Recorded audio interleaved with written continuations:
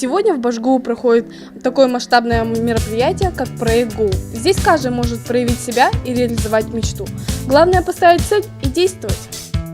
На базе Башкирского государственного университета состоялось официальное открытие школы грантового проектирования «Проект ГО. Поймай свой грант». В рамках программы для участников запланировано проведение лекционных и тренинговых занятий, работа образовательных площадок, практические занятия, обучение ораторскому искусству и самопрезентации.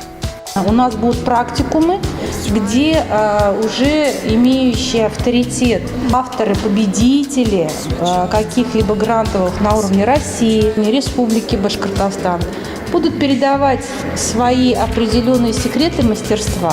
И ребята будут пользоваться этими секретами и, естественно, разрабатывать с нуля свой проект.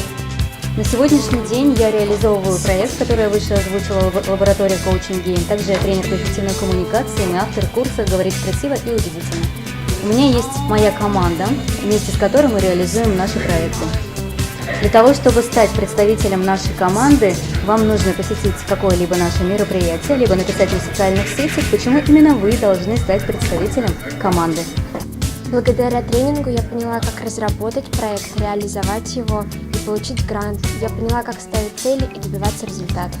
И когда я услышал про этот проект, я подумал, что у меня есть идеи, которые я хочу реализовать.